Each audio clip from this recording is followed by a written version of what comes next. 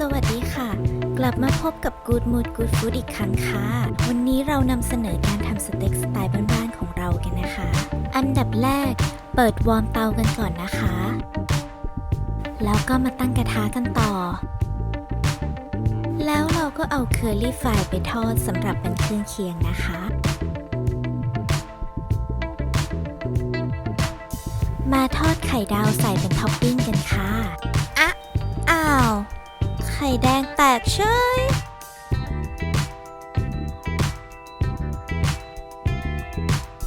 สุกแล้วก็ตักขึ้นใส่จานได้เลยค่ะต่อมาก็มาเตรียมเซียสเต็กที่เราหมักกันไว้ค่ะ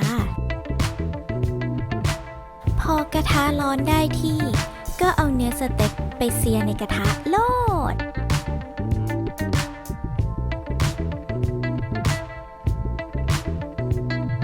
เมื่อด้านล่างสุกประมาณหนึ่งเราก็พลิกกลับด้านเซียอีกด้านหนึ่งต่อเลยค่ะพอเซียสเต็กจนได้ที่ประมาณหนึ่งก็เอามาใส่เตาอบได้เลยเราอบใช้ไฟบนล่าง180องศาเป็นเวลา15นาทีค่ะตอนนี้เคอรี่ฟรายของเราก็สุกกรอบพอดีเอามาใส่จานได้เลย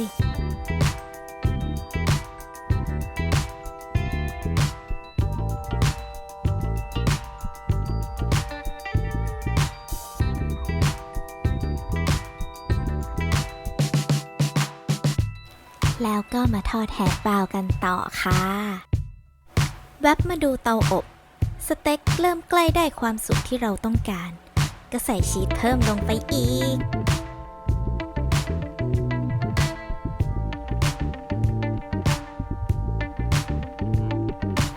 แป๊บแฮชบราวน์ก็สุกกรอบได้ที่แล้วเอาไปใส่ลงจานเลยจะรออะไรล่ะพอจัดเครื่องเคียงเสร็จสเต็กของเราก็สุกเรียบร้อยแล้วนะคะเอาออกจากเตาอบ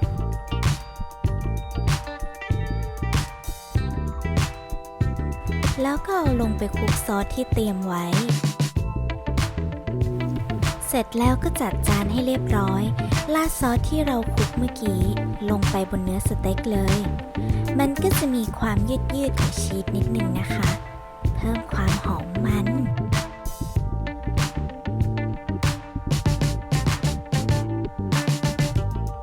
เสร็จเรียบร้อยค่ะสเต็กของเราจัดลงจานได้สวยงามตามใจเราเลย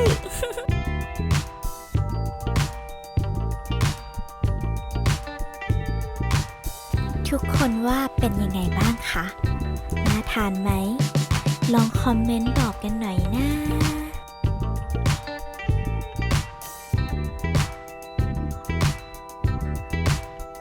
ขอบคุณสำหรับการติดตามรับชมฝากกดไลค์กดแชร์กด Subscribe และคอมเมนต์เป็นกำลังใจให้พวกเราด้วยนะคะ